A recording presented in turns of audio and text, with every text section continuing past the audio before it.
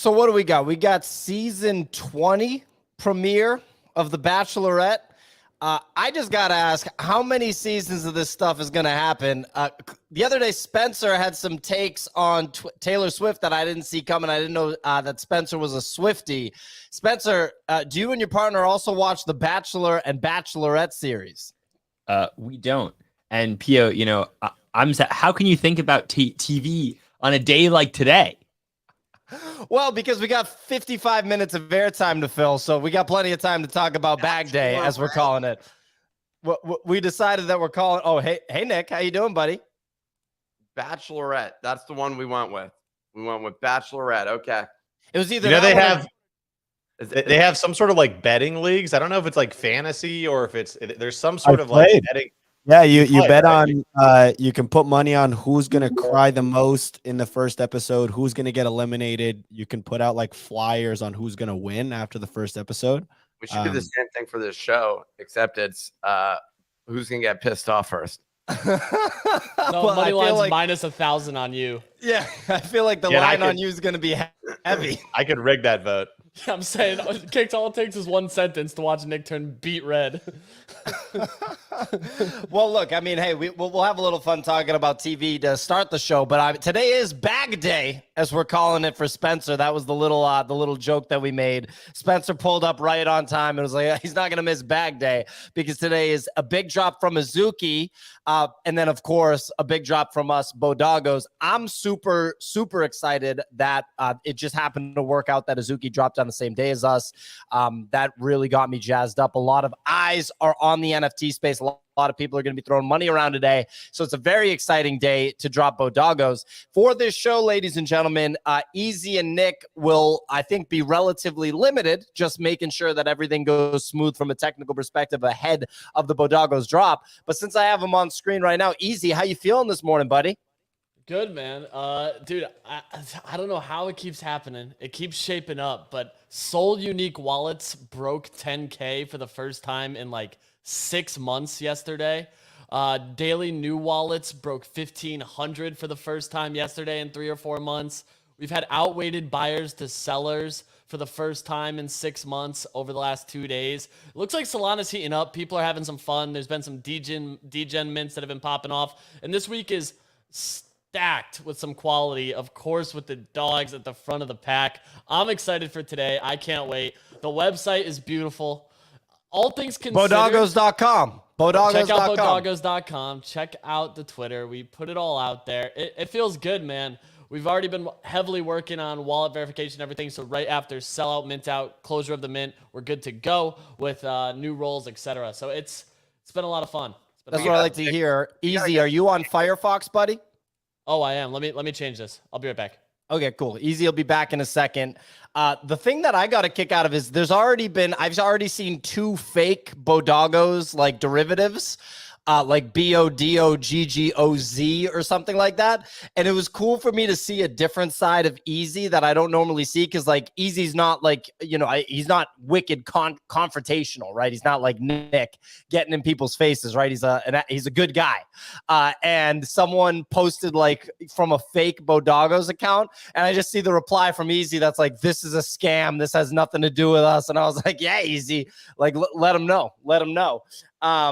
Anyway, look, Nick, how you feeling this morning, buddy? I'm all right. Just all right. Yeah, I'm doing okay. Are you a little bit sad? A little bit emotional. I'm actually kind of tired. I stayed up last night dealing with some of this stuff, but and fixing bugs on the site that the team had sent us, and I took care of those bugs, so no one will notice them. It's a bug-free experience. It's working, Nick. We were up late. It was a good time. I also I got a decanter delivered to me. Oh, my God. And so I had this bottle of wine that was opened that was in my fridge last night. It was going to go bad.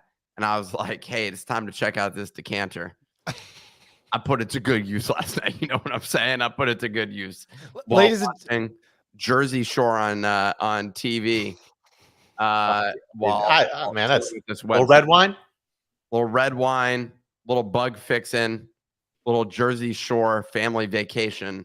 Little pinky popping night. You know what I'm saying? Yeah, ladies and gentlemen, that is a quintessential Nick night, and here's why. It's not because he was drinking wine, right? Because Nick he like never drinks, and every time he drinks, you basically hear about it, how it impacted him for weeks, right? But the fact that he bought a new product, and I'm sure that extensive research was put into that decanter. There's no way that there wasn't a robust amount of evaluation of that decanter versus others. Then you have the decanter and you're like, well, I've got some wine to try. Might as well try the new product. So you're trying out the new product. And then another fun fact is that Nick likes reality shows. So you're knocking down some reality TV. There you go. It's in the background. Nick, I saw a reality show a few weeks back. I believe it's called Selling Sunset. It's great show. You're about to educate me on this. Go ahead, Pio. Educate me on the show that I've watched every season of. Well, there's two bald gentlemen that are they're like likes it, huh? That's just rich ass dudes just getting hot chicks. The guys are like 5'7". It's like two like clearly really smart Jewish guys that own this real estate firm, and they just hired these like 6 foot tall ladies that have a bunch of plastic surgery, and it's just wild to watch like the dynamics on the show. Yeah, there you go. That's the show, and I didn't really know about this thing, but it is pretty damn entertaining and funny to see it like go down because of I think the sales aspect, like the legitimate, trying to hit your number sales aspect of the show is interesting to me. Nick, are you a big fan of the show? It sounds like you've seen a lot of them. I skipped like 1 or 2 of the seasons in the middle because they decided to like really up the drama in 1 season or 2 seasons where there was no real estate listings, and then they brought it back, and now we're getting some real estate listings and we're getting some drama. It's a nice blend of both. The most recent season, I'd say, was pretty good. That's part of the fun, seeing the nice houses and stuff, But also it opened my eyes truly to that real estate agents. It's basically just a huge scam racket. Like, I'm pretty sure the mafia probably created it. Like, what the fuck? Like, I'm going to sell this $5 million home and I just get $250,000. Like, I don't know, dude. I don't buy that. That's not they even do much. I think on the high end prices, there's no doubt that some of the people come in and say, hey, we'll do it for a discounted rate. I mean, that's definitively the case. And a lot of them want to do it just to get the listing. If you can get an exclusive listing, then that's even better. Then I just feel like there's got to be a better way. I feel like this is the equivalent of Airbnb not existing and you still call a vacation travel agency to book your travel in 2023, which they do exist, by the way. And apparently you can get some good deals through them. My point being, though, is I feel like the real estate game, I don't think there should be real estate agents anymore. I really don't. I think it all should be automated by AI. Well, as someone who's in the market for $30 million plus units, I want to say I definitely love having assistance with that process. It's really important that someone is assisting me as I go purchase that, as I purchase that property. As you like to say, drop some cash. Yeah. If I'm going to go drop cash like a damn boss, like a boss, then I'm, going to need some assistance. I'll tell you what, your hair right now makes me think you do, in fact, deal with $30 million real estate on a regular basis. Kicks, your hair right now looks like a double wide trailer. Yeah, dude, I went to the gym. This is my like kind of like Conor McGregor look, like, I'll punch you in the face kind of thing, Okay. And that's why people are like, maybe that's why he has the nose thing. You know what I mean? Maybe I got hit in the nose too much. I'm getting my breathing going. You know what? I don't mind the agent thing, but like it depends where you are in the world, because at least in America, you're getting these like 6 foot tall hot blondies who put out cookies and cookies and water and apple juice or whatever, champagne. They have wine going on. Like I had an agent once who came like with people to come see the house, and she was carrying her dog.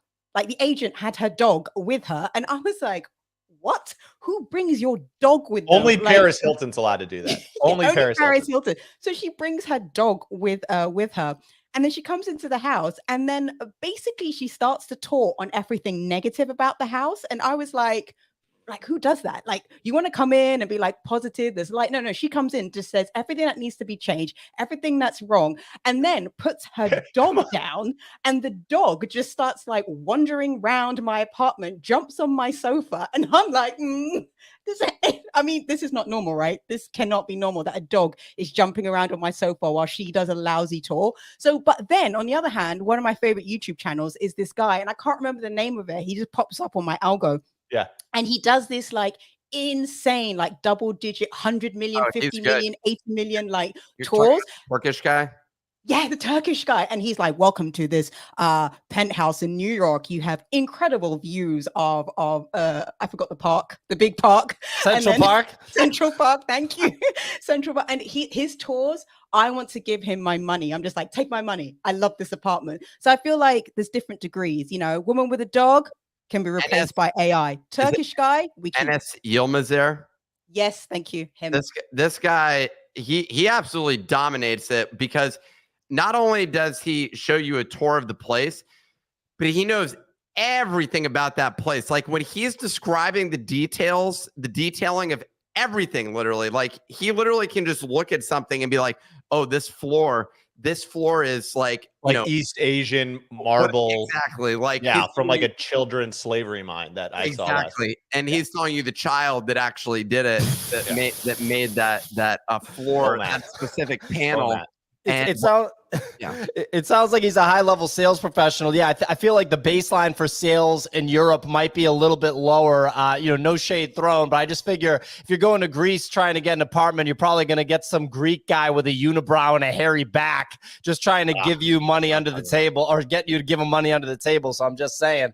Anyway, ladies and gentlemen, look, today's a big day. We're calling it Bag Day for Spencer. It's a fun day. But basically, we are going to discuss the expectations and predictions leading up to Azuki's highly anticipated Elementals mint. We'll talk about HSBC becoming the first bank in Hong Kong to allow ETF trading for Bitcoin and Ethereum. And we'll touch on a little update from FTX on its bankruptcy proceedings. But look, today's show is brought to you by Phantom Wallet. Phantom, we announced yesterday, is the official wallet partner of the BoDoggo Solana NFT collection. That collection, BoDoggos, maybe you've heard us talk about it before, is minting today at 11 a.m. Eastern time, so less than 2 hours from now. Phantom, which has long been the leading wallet on Solana, is bringing its millions of users a superior user experience and NFT features to Ethereum and Polygon. And if you don't know, with Phantom, you can easily view your NFTs across all three networks and manage them in one convenient location. You can see your NFTs in wallet. You don't have to go to a third-party marketplace. They're your NFTs. Look at them in your wallet. So the browser extension is world-class. The apps on iOS and Android are super, super easy to use, so you can access your wallet everywhere. And you don't even have to transfer assets into Phantom. You can actually just import your seed phrase, and boom, just like that, all of your assets are in Phantom. And look, we're going to be getting more and more integrated with Phantom. So don't wait to have your Phantom wallet as your primary wallet. Hint, hint, wink, wink. But yeah, look, at the end of the day, check out phantom.app. By the way, with Phantom, Nick, what did you notice? Have you used Phantom on a computer that also has MetaMask installed? Yes.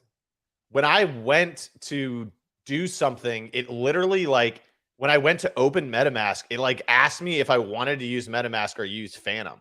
They're like putting themselves in front of MetaMask. It's actually like legendary kind of aggressive, like, positioning, software posturing. Yeah, exactly. Because I accidentally clicked it. I was trying to mint BoDoggos, and I accidentally clicked it, and then I was on my Phantom wallet ETH address, not my actual MetaMask ETH address, and I couldn't mint it, and I was trying to figure out what was going on. So those guys are, I would not fade those guys. I think Phantom is going to take over the game. Well, thanks for highlighting one of the features that gave you friction. Maybe we can it was good friction, dude. Real quick. And then in terms of the other one is, I need it to log in less often, but we're using it. What I was going to say, keep me logged in for longer. I don't give a shit about security. Just keep me logged in for longer. Keeps asking for my password. But the thing I was going to say, that BoDoggos is minting with Phantom. That's the wallet you want to use. So that's like the main thing. We've been using that internally. and also they're the preferred wallet for BoDoggos. They partnered with BoDoggos, not just with this show. Hell yeah. BoDoggos, technically the official first brand partnership. The Although first. Maybe a couple others. There may be some others. Maybe some more. Only the beginning, ladies and gentlemen. Anyway, let's get into the meat and potatoes of this show ahead of the BoDoggos drop. We got a weather reporter extraordinaire over here. She's not worried about real estate agents having their dogs run around her apartment. She's just here to show up and give the weather signal. Please take it away. Yeah, GM everyone. Tuesday, the 27th of June. How is the market looking? We've got total market volume at 37.5 million. Blur taking the lion's share at usual at 20 million. OpenSea hovering around that 5 million mark. Onto leaders, you got Apes at 36, a slight pullback. Mutants hovering around 7.3. Punks just bouncing between 49 and 50 all day. Azuki, 12.9. We've seen a bit of a sell-off, while D-Gods just floating down from 10 is now back down to 8.9. Captain's pretty steady at 7.7, and Pudgies, we know the number for Pudgies. Over the past 24 hours, it's Azuki. Azuki is down 20% on the 7-day after Wales liquidated assets for the capital for the upcoming Elementals mint. Beans are also down about 20% on the 7-day. We've got this short mint window. We've got 10K up for grabs between the Azuki, the Beans, and Public. Twitter expects this to be an aggressive gas war with strong secondary trading coming in. This is going to be on the cards for everyone later. Over on ordinals, we've got Ords Games, the first on-chain Bitcoin game. It is inscribed an ordinal. This has been inscribed for an ordinal Maxi Biz themed game. Whoever beats it is allegedly going to get OMB allow list. The fastest fingers have been 48 seconds. So if you give yourself an attempt at that game, you could get yourself the allow list.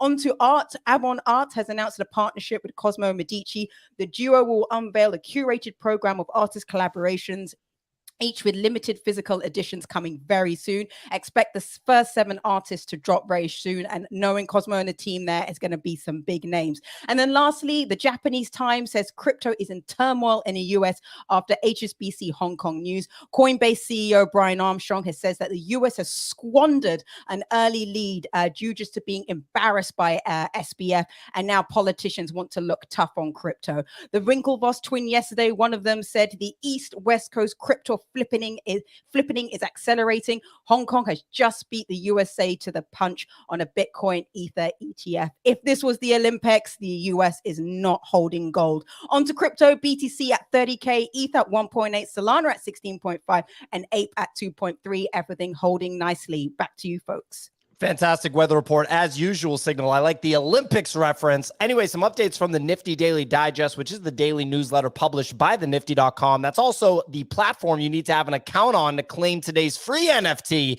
ahead of the BoDoggos drop. So make sure you go to thenifty.com and have an account there. FTX, speaking of FTX, has reportedly recovered $7 billion of the estimated $8.7 billion in customer assets that were allegedly misappropriated, with the tracing of funds complicated by the intentional commingling of funds, according to the company's second interim report. I don't really understand how you find $7 billion, but it sounds like they did it. Beyond that, the raffle style drop for fall, which is a collaboration between artist Grant Yun and Avant Arte, featuring a limited edition of 35 pieces, will conclude today at 9 a.m. EST. Participants can enter by adding their payment details for the $5,564 price point. And if selected to win, they will be automatically charged and sent a physical and digital version of the artwork. Grant Yun, of course, performing very well as an artist over the past 12 months. Anyway, moving on. Look, we got this Azuki Elementals mint today. We haven't talked to Spencer since the Azuki event. The Azuki event in Vegas was very much so hyped up. It included a check your wallets moment like we've seen from Azuki before. It was followed up by an animation trailer that, in my opinion, was quite strong. Spencer, what are we thinking about everything that went? Well, first of all, how was the event? How was Vegas? Vegas was nuts. I mean, here's the thing. Not only was the event pretty awesome, I mean, it's the second time that I've had the honor and privilege of being in an Azuki event where they told you to check your wallets. Totally crazy. It's like so hard to describe. The energy of that moment is just nuts. I also, I think I tweeted this out, was like super short Azuki going into that. Right. Yeah. And printed on the short. And so that Some was perp nice. trading. Yeah. Did a little perp trading. So, did you close that short already? A weird term for it, like perp trade. Like, that's what it is. NFT perps. Like a perpetrator. You're a perpetrator. Perpetual swap. Yeah, Perpetual perpetuals. futures. You live in fucking New York City. How do you not know that? Wall Street is literally right there. Grow up. Well, I also have a perpetrator that's a neighbor. His name's Pio, and I've been trying to move further away from him according to sort of the offenders list from what I've been saying. So, Jesus. Okay. That escalated. Anyway, so Azuki. So the event was great. They also had a lot of like the community side events were better than I would say the most NFT projects main events, which was really, really impressive. That's always been the strength of Azuki, is that community. So lots of good stuff there. Now, this mint coming up today is, the biggest liquidity ask in the market in a really long time. I feel like QQL was probably the last really big liquidity ask, but even that was orders of magnitude smaller, right? Like this is 10,000 units at 2 ETH each. That's a lot of money. And there's some interesting stuff about the mechanics of this drop, right? I don't know if you guys spent a lot of time talking about this, but I would say that the surprising thing to me was the degree to which beans were kind of left out, right? So we now know that beans are the tertiary collection, not the secondary. So the secondary collection is this new Elementals collection. And this is the thing that I have trouble wrapping my head around the rationale of is, why do Azuki get to mint before beans get to mint? Is When like they got a free one. Because they already got the free one. Spencer, is beans like the Bored Ape kennel dog to Yuga for Azuki? Like that's what I think that's how it's being comparison. positioned. Yeah, because the dog's minted before the mutants, right? So I'm seeing a lot of this comparison. They didn't mint. There was an airdrop. It was an airdrop. So same idea though, is you got airdrop the beans. So they're pretty much copy pasting Yuga Labs with anime. Okay. hey, here, Kix. I'm gonna start talking. Then you go now. Shut up. Clemente, are you still feeling emotional about this situation here? Yeah, Spencer, yesterday we were talking to Bean Boy here, Clemente, and he was a little bit upset. It was kind of like the first time someone got wrecked on an NFT trade. It sounds like it's actually a second time because he also got wrecked on a dead fella. But yeah, 24 hours later, how your beans feeling, Clemente? Feeling like shit, dude. It's down another 15% since the show. I was thinking the only going to happen, Clemente. All right. Well, I was looking at this chart, and it was basically looking at the purchasing power of Azukis and beans, and it's up massively. But I was thinking I still have a shot to mint this thing at 2 ETH. No, you have no chance. Unless you're running a Thunderbot, or unless you're a part of a bean farm. I don't know. I think because here's the other thing though, is like, do these insta sell out at 2 ETH? Like it's not. Yes. No hesitation, instant sellout. If Azuki mints 3K of the supplies, 7K remaining for beans, that's a 30% conversion on Azuki. And then you only need like a 35% conversion from beans to sell this out. The other thing, like on top of that, is with 10,000 of them being airdropped to Azuki, I think we actually exceed expectations for the Azuki mint. Even if they mint 6,000, I wouldn't be terribly surprised. Okay, but yeah, this is like pull that screen back up, because like you're assuming everyone who has ETH in their wallet that can mint mints. Like there's way fewer beans and Azuki with 2 ETH in their wallet than you'd think. Like it's a much smaller number, and we've just seen many times before Dutch auctions like go down when people weren't expecting the Dutch auction to actually happen. For sure. It wouldn't shock me. Like I don't think there's necessarily gonna be a gas war, and a lot of the mechanics are interesting here. Like the mechanics to me are designed to just really churn out as much FOMO as possible from Azuki holders. And this is what I think is kind of going on here is the Azuki team said, look, we want to have this big revenue event. They may have had challenges raising at the valuation they were looking to raise at before. And they said, we want to have a big revenue event to justify a big valuation. How do we do that? Well, most of the liquidity in our collector base sits with Azuki holders. And so that's why when we do the mint, we're going to ask the Azuki holders to mint first, because they're the people that have 2 ETH, right? And then you have beans. And I would say much fewer beans holders have 2 ETH, but that's also why they give Azuki another shot in the beans allocation too, to mint more, because I think the math they're doing is they're not confident that your average beans holder has 2 ETH. Yeah. Now, I think the big question here also is like, where does this leave everything? Like we've seen a big sell off in the market, and I think a lot of the sell off in the market for like everything has to do with, and especially Azuki like this morning, is people being like, oh shit, I need 2 ETH. Spencer, I also hate the 10-minute windows. I get what they're trying to do. They're trying to like probably, clear as much inventory at the higher price as possible. But like me personally, if like the beans mint period was like an hour, then I would consider like, okay, let me see how the, sale is going. And then maybe I'll buy a bean off OpenSea and mint. But like, I feel like with the 10-minute window and there's like, is there even enough time for the Dutch auction to really like move meaningfully over that 10-minute window? Well, so here's the thing that's interesting about the Dutch auction, right? Is that they're actually doing a real Dutch auction. Yeah, where you pay the lowest price, which I where get. You always, so like the amount of money they lose per time the Dutch auction goes down is actually like obscene, right? So like they lose like 1,000 ETH every time it goes down 0.1. That's insane. Because I just don't think it even hits the Dutch auction. I don't think so either, but it wouldn't like shock me if it did. Like I think I've seen a lot of takes that are like, it's a foregone conclusion. They're going to be this giant gas war for the beans. And I actually like, I don't think that that's so obvious. Yeah. No, I think you present a good point, to be honest with you. You're kind of convincing me. So real quick, guys, one of the things I wanted to share that I felt like was relevant. So this Dune dashboard came out yesterday at 9 a.m. Pacific, so 12 p.m. Eastern, that counted the total purchasing power of Azuki holders and beans holders. Basically, anyone that has a bean or Azuki, how much ETH do they have and how much can they buy? Yesterday, this was at roughly 3,000 for Azuki, 4,200 for beans. And as of this morning, as of 16 minutes ago, is at 4,800 for Azuki and 7,000 for beans. And there's still 2.5 hours left. So as of right now, there's an allocation for roughly like 10,000 because it doesn't include the double dipping of people that own both.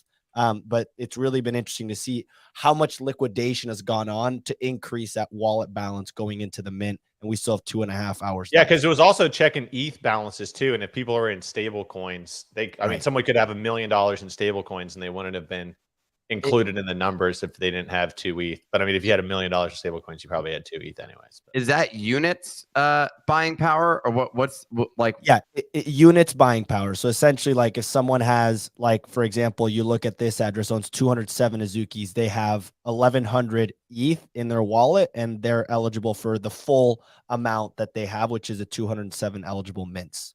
So you can kind of go through these wallets. The thing that Spencer, you were saying about fundraising, why do they need to raise funding if they make $40 million on this drop? They also may not need to raise funding, right? Like but like this is, we talk about like cost of doing things, right? Like the trailer they put together, that short trailer you saw, the estimates I'm hearing, $500,000. Yeah. Like to do a full anime, like 40 million is like, that's what, Wait, so they're doing a full anime? I thought that was just a promotional trailer. That was a promotional trailer. I'm saying if they were to turn that into a full anime, like the first season of Demon Slayer, I think cost $40 million, right? Damn. Like, yeah. So they like said an episode per the first Demon Slayer of Demon Slayer, I think cost $40 million. Damn. Like, so nice. It got said twice. That was cool. I had just connected to the Twitter stage. I was saying the Demon Slayer thing. I saw that yesterday, and that really blew my mind. Was that in total it cost about $40 million to make the season, and it netted revenue over $1 billion. Which That's like crazy. I had no idea that anime made that type of cash. Yeah, and it was like the person who shared it had all the graphs, all the info. I was like, dude, what? An anime business. Just quick heads up. Ladies and gentlemen, BoDoggos is the newest anime project on the blockchain. Go buy it. Spencer, go ahead. Well, two things. One is, Demon Slayer is, I think, the most profitable anime. It's like, this is not your average run of the mill. This is like the #1 success. The other thing too is like, this is the big question, Azuki never did a venture round, so it doesn't have like a board of directors, etc. Like, I really hope that that's the type of thing. Like, if they just spent that full 40 mil on an anime, like that, bullish, right? but we don't know like where that But- money's going, etc. Like they're gonna have a lot more cash to play with, which is great for them. But I think there's a lot of risks with this mint, and the price isn't so like abstract, right? Like you can look, okay, when they did the airdrop, the price of Azuki's went down about 2 ETH. They went from 17 or 2 to 3 ETH, 17 to 14. So the market was maybe pricing in that's like a 2 ETH thing. Now you also got to look at like, okay, what was the price of beans prior to this announcement? I think prior to this announcement, so there's always been rumors that Azuki's that beans weren't the secondary collection of Azuki and whatever. So there were some people who probably knew this, but I would say on average, the market thought that beans was the secondary collection to Azuki. Yeah. And so you see beans down basically like 100% from 2 to 1. So like that actually gives you a clue of what the market thinks the secondary collection of Azuki is worth, because it should have been beans. Who's got forks flying all over the place right now? I did, but I just kind of kept it smooth. Spencer were you just eating? kept going. He didn't drop everything and say, I just dropped the fork. Oh, I'm sorry. 2 spoon. There we go. Sorry, someone was going to say something? No, go ahead. Well, I was just going to say, like, look, at the end of the day, there's still some sort of IP-related play that Azuki is moving forward with for beans. Like their Instagram push, for example, seems to be 100% bean-focused.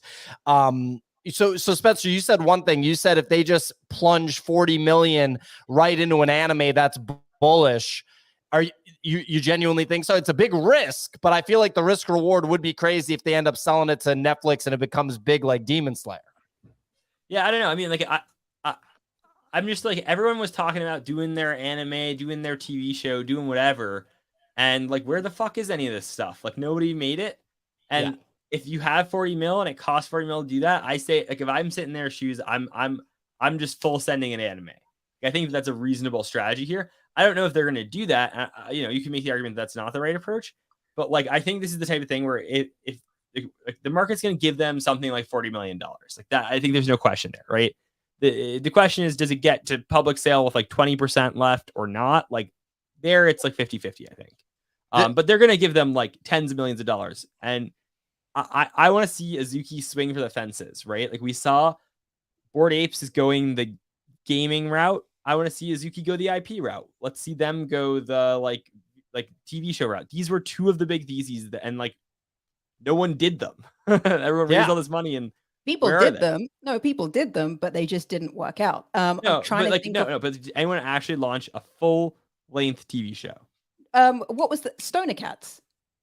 Do you remember Stoner Cats? No, but but look at the level of talent. I'm blanking today. Chris Rock, Ashton Kutcher, Mila Kunis. Kunis, thank you. Did they make a yes, they did. Yeah, they had made a show, but yeah. And not only did they make the show, they had extremely fast turnaround on episodes, right? But it didn't go mainstream in a way that people perhaps anticipated. And I think this is just a reflection of like how difficult it is to make a show, to get it to go mainstream on a network, and to win with the current fan base. And we've seen this as well. I remember it was a very early 2021 project that had dead people, PO and Nick and Kix. You remember Deadheads as well, right? Those guys. So we've seen teams try to attempt to do this, and for whatever reason behind the scenes, it hasn't got to the level that we thought it would get to. But I think it's just a testament to how hard it is. The problem is that all of these people are trying to release, like Spencer, what you're saying is, where's the full animated series? This is with people that just raised money. Why not just start with one episode and do it progressively? I don't understand this concept of like, we'll be back in 2 years. Like that's kind of like the approach that a lot of the people have taken so far, and they haven't been involved in that process. Right now, actually, nobody has any idea what Azuki's up to. Like there's literally, other than dropping another NFT project and getting an animated trailer, we have no idea what they're up to. And their site says that they're building a metaverse. So like, what does that even mean? Remember that was like the 2021 meme, or like that was like what late 2021. If your company said metaverse in it, you raised money. Yeah, so like you were building a metaverse, and so now it's like everyone changed, and some of us are doing animated sequences. BoDoggo's has an animated sequence that's on there. We didn't spend $500,000 on it. I'll tell you that much. We didn't even spend 1/10 of that. But that's also because it's not a massive animated $500,000 looking thing. You can tell that it's not $500,000. Wait. But Nick, you're telling me the BoDoggo series didn't cost $40 million? 40 Not mil- yet. No, well, but this was like, here's the thing I will say, though. I love ours for a number of reasons. The production value feels higher than basically pretty much other than that Azuki trailer. But the Azuki trailer tells narrative visually in terms of anticipation. When I said there's no storyline, yesterday I got shut down like, no, there is a storyline. Look, there's 4 characters. There's 4 elements of the world. Captain Planet, Earth, Wind, Fire. But by our planets aligned, we are Captain Planet. And suddenly I was like, oh, okay, sorry, I completely missed that. But they didn't even say that. There were just elements that exist at this point, which indicates what NFTs you're about to get. But there's no narrative. Ours, I'm gonna throw this out there. Other than Stoner Cats, apparently, we're the only one with an actual like real narrative that's in there. And I'd say that the quality feels as good, at least, as what Bored Ape Yacht Club has released. And we're doing this on a tiny, tiny fraction of the budget that any of these teams have. Now, I'm going to stop patting ourselves on the back here for a second, just to say I prefer this approach because what you can do is you can progressively evolve what you're releasing. And that's my whole point, which is like, I don't care if you have 1 million or 40 million, doing things progressively with the collective, aka your holders, to me feels like the right approach. I don't know. It just seems weird. It's safe. It's a safer approach, especially for us. Safe, relatively speaking. I mean, we're operating in the digital collectible startup. I don't even think that it's safe. My main point is like, I feel like there's an opportunity to be experimental, innovative, dynamic with like the stuff that you're delivering to your holders and bringing those holders along. And right now, apparently, all that the space requires is that you drop an NFT project every 12 months and do literally nothing else. Like literally nothing else from the actual team that you release. We literally had Ray say that like that's the book of like that's the secret sauce of not releasing too much information and just stringing people along for as long as possible, and then you have this crescendo, and then goes muted again, piano for a long time, crescendo. Like Ray is has talked about this strategy as well, and I think what we saw from the trailer was just a PFP trailer. It was nothing else. It was like coming soon. It's not like a movie trailer where you're expecting, you watch Mission Impossible 7 trailer, having watched 6 of them, I kind of know what's going to happen in number 7, right? Because they give away this, not give away, but they hint strongly at like what the narrative is. This was just like almost, like you're saying, Captain Planet. That's the intro for what's coming up in the episode. I don't think it's like an apples to apples comparison. Yeah. That's fair enough. But yeah, what I was going to say. Okay. No, go ahead. The last thing I was going to say is that there is a time duration through which that you can string people along. Look, we saw captains peak at around almost 10 ETH, and now it's like pulled back. I think, but he is right. It does appear that approach works. The problem is the dynamic changes in the NFT space every time for everyone to be like, yeah, this is genius. When like any outsider would be like, this is the dumbest thing I've ever seen. Like that they, this dynamic that's going on. There's no one that's looking at the Azuki dynamic. If you told a normal person what you're doing with Azuki, like what's going on there, that they'd be like, yeah, that makes sense. Like, I don't think that there's literally anybody that would be like, oh, yeah, that totally makes sense. And the amount that they're charging people is so, this is like, I think progressively, I frankly think we're going to see less and less of this, even through the bull market. I just don't think that this approach to charging 2+ ETH on things is just like sustainable. But who knows? maybe the bull market proves me wrong. I'm still holding a bag of NFTs, including my Fly Fish Club and VF2 and a bunch of other things, and the mutants as they go down. So I'm still on here. Clemente pulling this up once again, my V friend 2, despite the fact that he's now the biggest loser of the past week with his beans.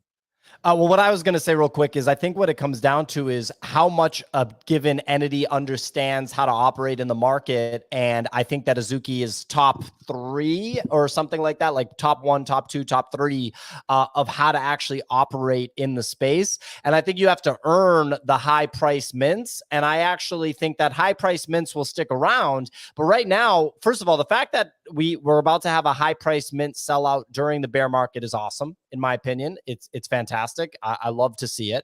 Number 2, I think it also reflects, and I've been talking about this. I said the reason why projects like Cool Cats, Bored Ape Yacht Club, basically the 2021 giga winners, like the biggest winners of 2021, the reason they were able to reach the heights that they reached in January 2021, and with some exceptions like Moonbirds and Bored Ape Yacht or Other Deed and those entities, it came a couple months later, but it was basically January through March 2022. The reason they were able to reach those heights is because the quote unquote, the white hot space hype still existed in the NFT space, right? At that time, the NFT space was still a white hot space, right? So people were bringing in outside liquidity, but they only had a couple of options of what to buy. They did not have that many options of quality stuff. And quite frankly, when I look at the space now, there's maybe even fewer options because of the cyclical nature of the space and the fact that so many people that were in the space in 2021 and 2022 don't have true grit and left as soon as things got even quasi challenging. So you have basically less than 15 entities, 20 entities, 25 entities in an entire industry that are working hard every day trying to propel the industry forward. And that's kind of the nature of the crypto cycles. And it's something that we've seen before. If you look over on the Bitcoin side, right, you got more than 20, 25 entities pushing things forward because the Bitcoin side's been around the block, been through cycles. Look at the Ethereum side. Not as many cycles as the Bitcoin side, but pushing things forward. There. No, I'm just saying, we build on Ethereum. I'm an Ethereum person. Come on now. And the NFT side is brand new. And you saw a lot of people that were flaky, that don't have true grit, that also just didn't understand the space, basically come and go. So I think that this Azuki thing is badass. I think it's interesting that the beans pulled back the way that they did. So it stinks if you hold a bean. However, I don't think that they're going to be completely abandoned. And I think I'm in Spencer's camp. I'd love a full send $40 million deployment into a quality anime that makes it onto Netflix and gets the whole anime world talking. That'd be really cool. I don't know if it's Netflix, Crunchyroll, what the platform is to get the most eyeballs on anime, but that's the way that I'm thinking about it. So we pretty much, I think, covered the long and short of Azuki. Spencer, any other thoughts on the Azuki drop today? Yeah, I would just say, I think it's a bold move, and I think that it's high variance. This could go really well or really poorly. The question is, will the market see them having $40 million more dollars as bullish overall? Or is this just like a hyped thing that will be a sell the news kind of situation? And people don't forget that when Mutants minted, because this is, as we said, this is very similar to the Mutants playbook. Yes. When Mutants minted, they minted for 5 ETH. It was 3 ETH plus 2 ETH in gas. And you were underwater for 2 to 3 months after that. They went immediately down to from 5 to 4 to 3. They were even at 2 for a while. And this was the height of the bull market for Yuga Labs, right? And so you mean Other Deeds, right? Not Mutants. No, I mean Mutants. Well, I think I got Mutants at 2.5 because it was Dutch auction.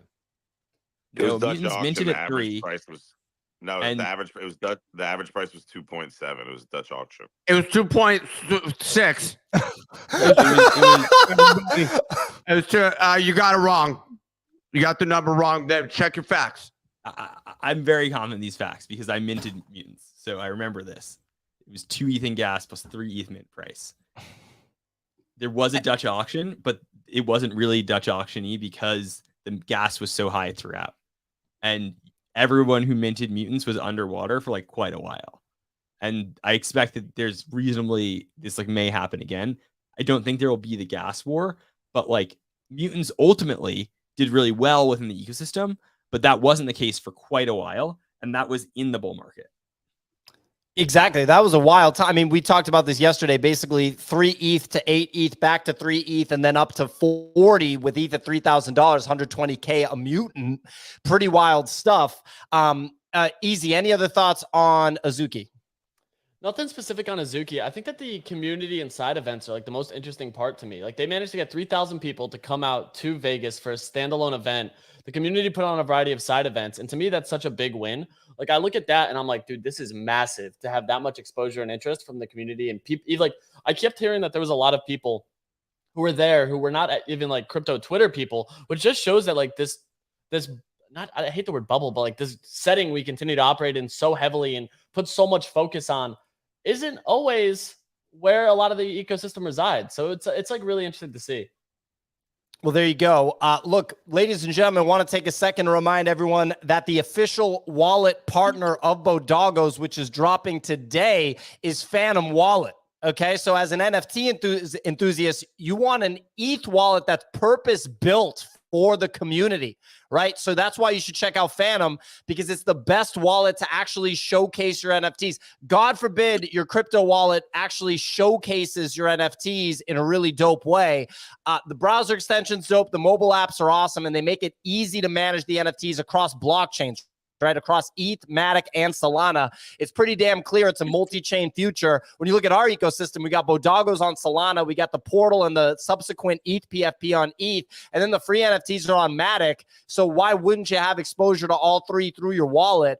Anyway, instead of having to switch between wallets, book one wallet with Phantom, and all you have to do is import your seed phrase. You don't have to send assets back and forth. You don't have to pay a bunch of gas fees. You can just import your seed phrase, your ETH seed phrase, into Phantom. There's already millions of users enjoying Phantom. They have long been the leader on Solana, but they're bringing that same sleek user interface and excitement and, you know, just general functionality to Ethereum. So go to phantom.app. And, you know, we're working closely with Phantom. So wink, wink.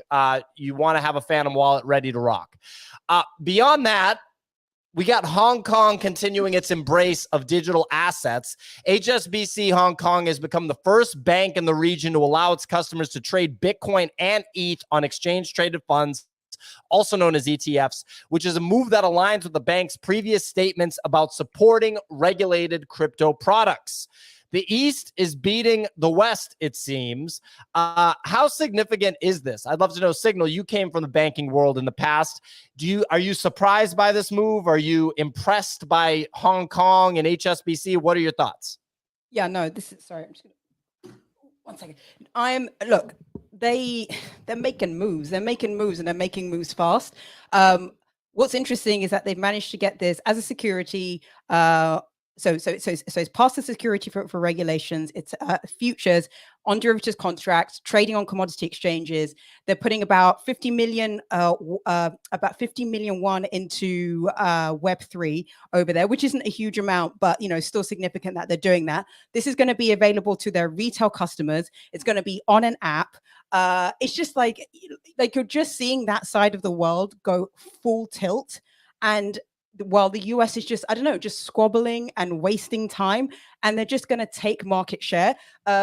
Before, when was it? Before pretty much after the British left Hong Kong became this, and also before, and up until pretty much just recently when when Hong Kong then went back to China and China became a bit more aggressive. Up until that point, it was a financial hub. It was up there with New York. It was up there with London.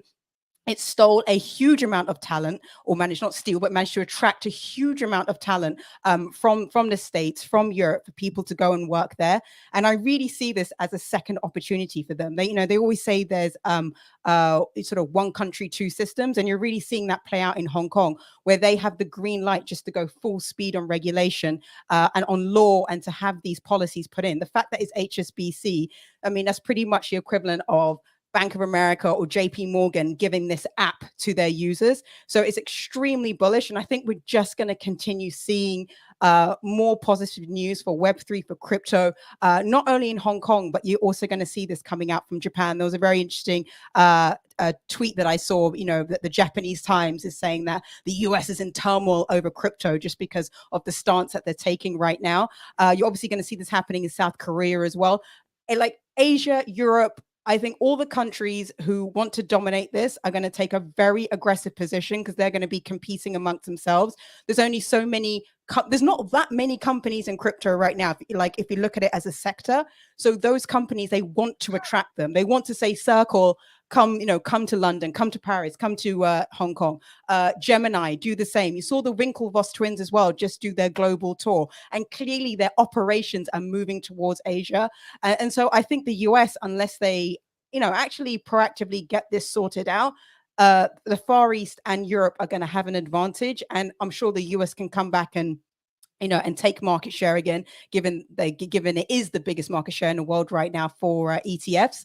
But they're wasting time and they're losing money on it. So I think it's extremely bullish, and we're going to see Europe come out as well with more of a competitive stance to get that market share. Well, one thing that I've been hearing a lot about in the Hong Kong market too is people have been talking about the potential for each Hong Kong bank to issue its own stablecoin. Westerners don't realize, which is that in Hong Kong, the government does not actually issue currency. Each bank issues its own currency. And so when you have like a $10 bill in Hong Kong, you may have like an HSBC $10 bill or like a Wells Fargo $10 bill. Like the bills say the bank that issued them name. And this is actually interesting because it's a very interesting framework that you can pretty easily slot in, like making a stable coin to, right? Because each of these banks basically already manages their own money supply, currency issuance, and all of these other issues that go into producing like a proxy, because that's what the Hong Kong money is anyway. Well, I didn't know that. That's fascinating. Shows that I haven't spent too much time in Hong Kong. I'm glad Spencer spoke up because I was gonna throw to Spencer because he's an insider. Did you know that HSBC was gonna be making this move, Spencer, ahead of time? There's a lot going on in Hong Kong. There's another one too that I've heard some rumblings about, and this is unconfirmed, but I've heard from a number of sources that it seems like Ape Fest might be in Hong Kong this year. What? That'd be crazy. Kicks, start brushing up on your Chinese player. No. That would be crazy. I feel like that's a huge move to send everyone to Asia. No kicks. No. Anyway, what even doing there? Clemente just dropped the password for today's free NFT in the Discord. Are we good to drop this animation? Easy. I think so. Nick, any opposition to dropping the season finale of the first litter? No, it only cost us $500,000. So let's roll with it, baby. Ladies and gentlemen, this is the season finale of the first litter, our 7-part animated series. For those on YouTube, they'll be able to actually see the video. For those on Twitter, you can hear the audio on this show, but you can also go to the pinned tweet that Clemente has pinned to the top that has the actual animation that you can watch on Twitter if you don't want to leave Twitter like many don't. So anyway, here is episode 7, the season finale of the first litter. Flies in Cash City. Work to play, earn to spend, rinse and repeat. Digital days and neon nights, money coming in and money going out. And you better believe there's a whole lot more to it than meets the eye. A city's constantly being built up and torn down all at the same time. And when you're in the middle of it, you could be completely oblivious to even the most incredible phenomena, even if it's happening right under your nose. Weeks had passed since the BoDoggo's first touchdown in Cash City. Buddy knew right away how they were gonna make their mark. They found a bodega and went to work. Buddy sensed this burnout building, so reminiscent of the place they'd been abandoned as pups, was meant to be symbolic of the triumph over their tragic and humble beginnings. And so it was. Barely a fortnight later, through sheer grit, tenacity, and force of will, Buddy and the BoDoggos had transformed the symbol of their painful past into the very embodiment of their bright and glorious future. And now, on opening day, it was time to celebrate. BoDoggo swarmed the whole spot. It looked like the whole place was gonna sell out. Buddy stepped to the front of the store and took a deep breath to survey the scene. He smiled, reflecting on how far he and his comrades had come. They'd found a new place and made it their home. Today belonged to him and his crew. Buddy looked up from the scene at the store and out into the distance. A pink and purple summer sunset was sinking over Cash City. It was the perfect cap to an epic day. And that's when the rager really got started. And before too long, the block party turned into an all-night beach bash. I admit it made me happy just to be a witness to the celebration. It was definitely the BoDoggo's day. This was their moment, and they deserved to savor it. Buddy raised his paws in triumph. The crowd erupted into a loud cheer of absolute jubilation. It was truly one for the record books.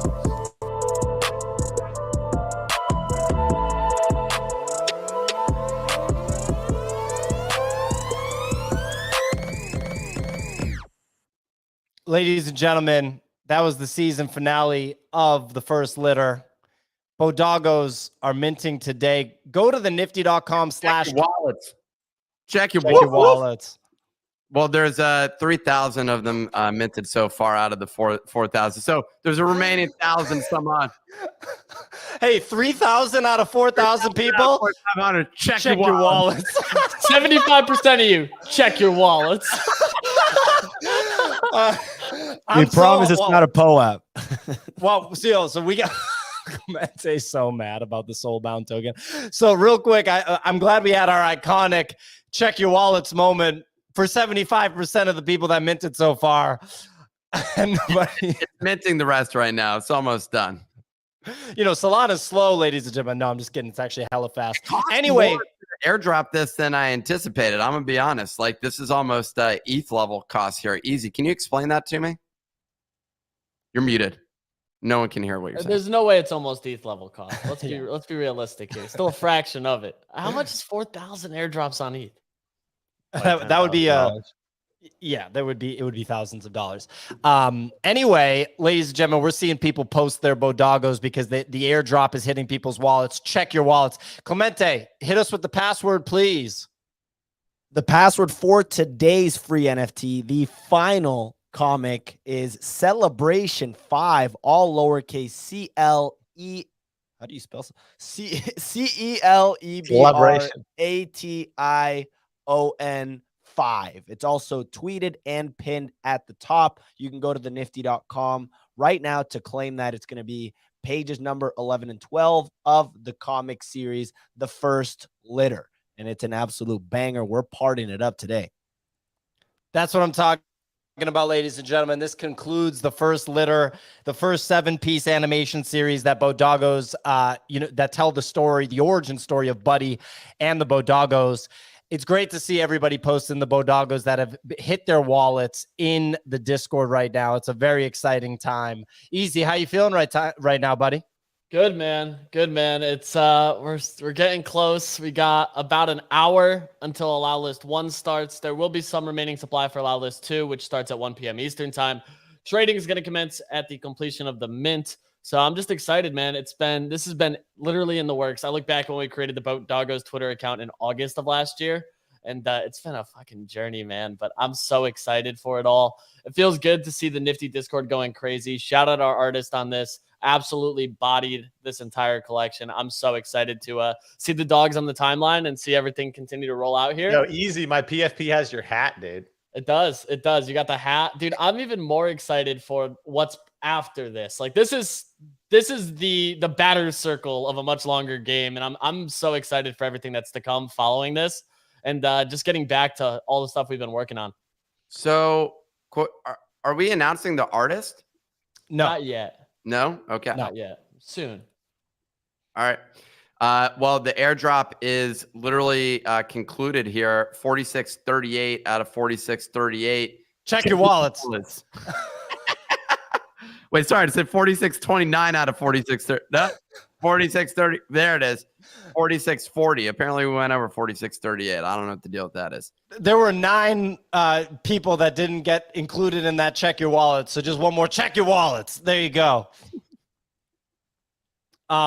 Yeah, I mean, look, on the YouTube show, we have the Discord pulled up right now, and it's just BoDoggo after BoDoggo.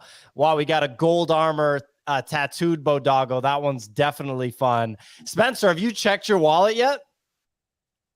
I'm checking it right now. That's what I'm doing. Damn, that gold, that armor with the gold tat is sick. It kind of reminds me of Gutter Cat game back in the day. I had a gold skin tat. Dude, Nick, why'd you give me all fucking comments, bro? I got all comments. One of our investors, I sent her over the ones that she got all comments, basically.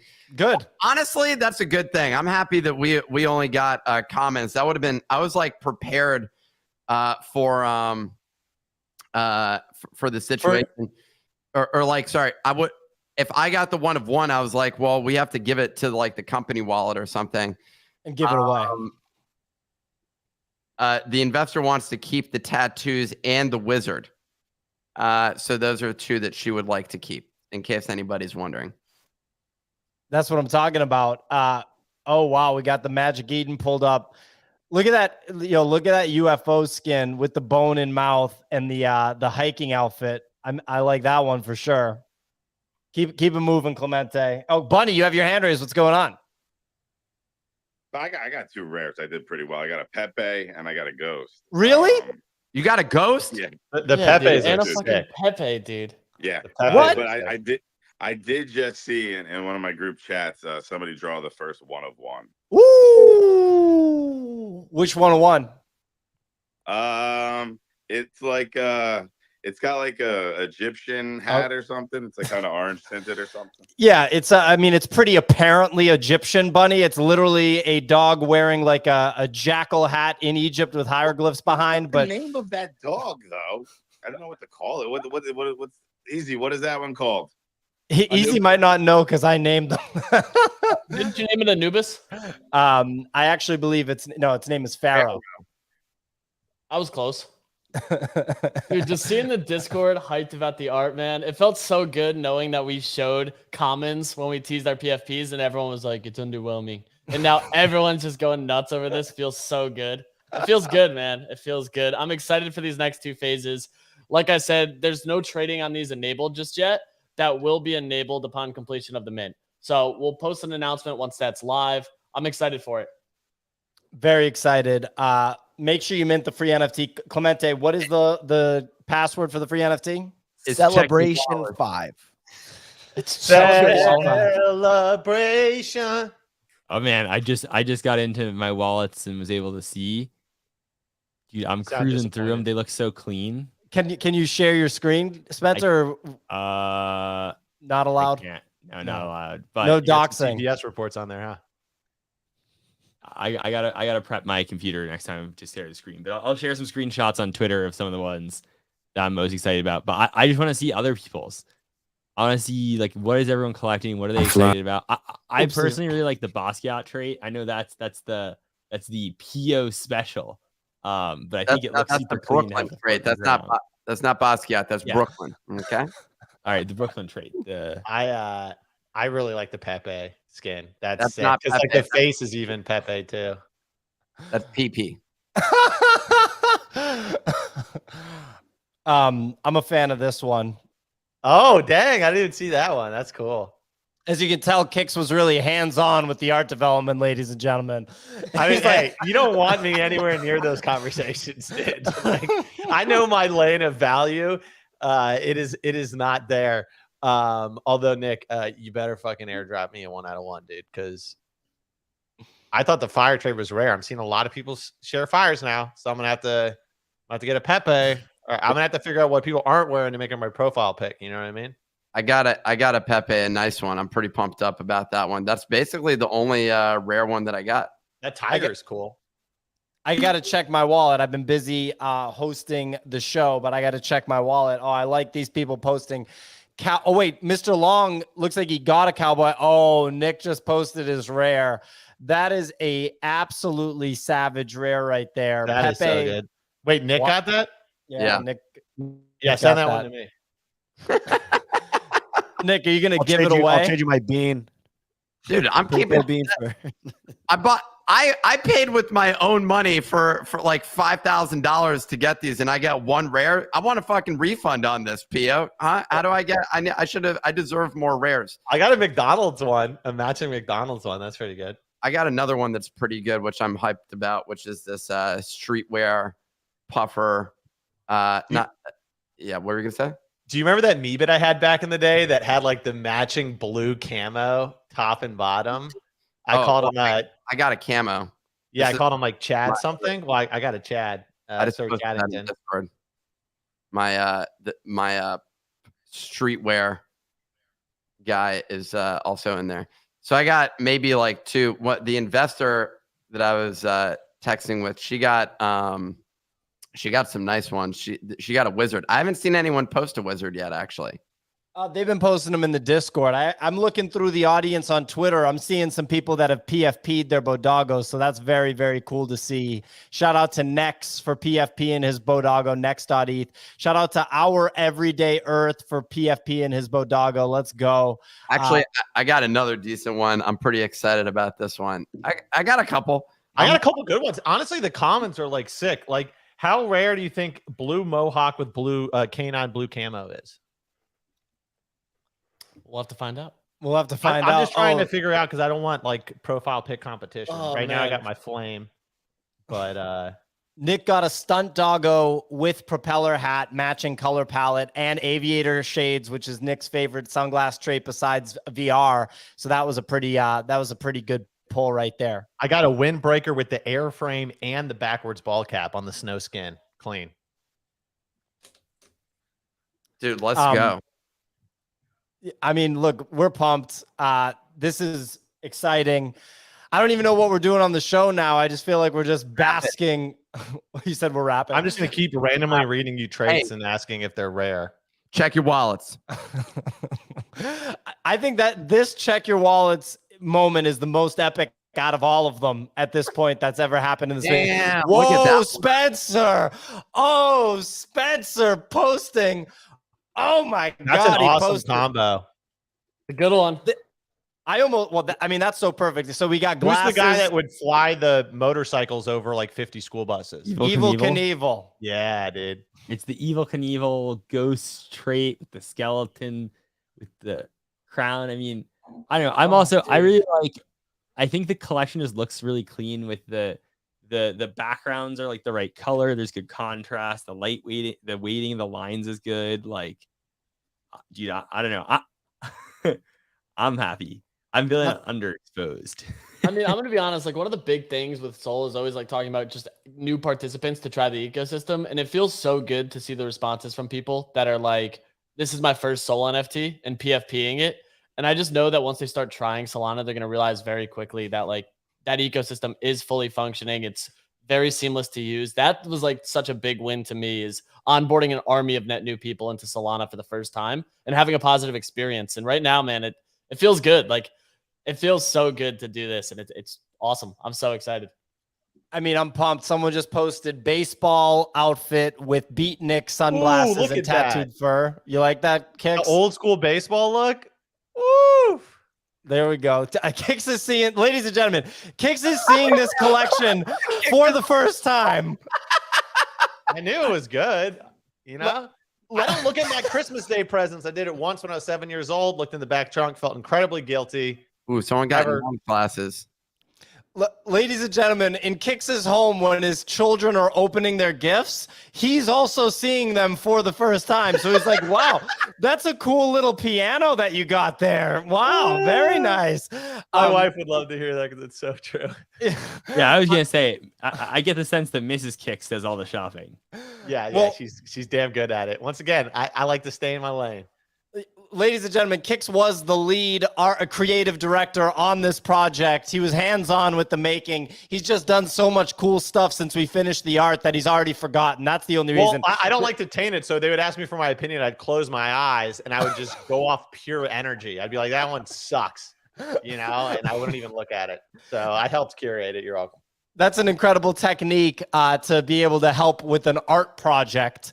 Someone just said everything is rare. Love to see it. Look, this is a big moment for us. We've been working on this for a long time. Got the balloons. I had trouble sleeping last night, not gonna lie, out of excitement. Slept?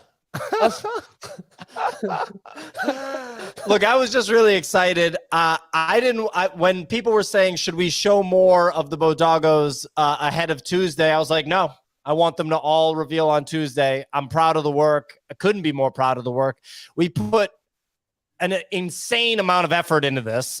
So at the end of the day, I was like, you know, the market's going to decide. We couldn't have done anything more.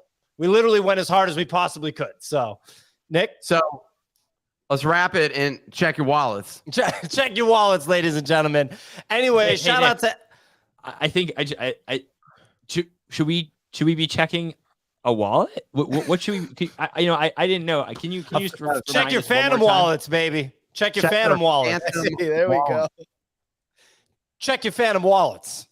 Anyway, ladies and gentlemen, shout out to everyone that bought BoDoggos in the pre-sale. This is day one. Even though it feels like day 500 for us, this is day one. Shout out to everyone that bought them in the damn pre-sale. Shout out to everybody PFPing them. Shout out to everybody that goes on the different marketplaces today and watches them trade. Kix, was there something you wanted to shout out right there? Yeah, just see me in BD Dash Trades in the Discord. I'm going to be making some deals today. I'm trying to upgrade, you know, so if you're looking for any like 5-for-1s, you know, like you got a Pepe, hit me up. Check your Phantom wallets. Check your wallet. Ladies and gentlemen, shout out to everyone in the X-Ray gang. I'm seeing a lot of X-Ray gang right now, and I like that. You're in the gang with Spencer. Maybe he's going to give you insider trading info. No, I'm just kidding. I'm just kidding. Anyway, ladies and gentlemen, check your wallets. Check your Phantom wallets. Sorry, Nick? Were you kidding about that? I'm going to shut down the YouTube show. I'm shutting down the YouTube show. Here we go. It's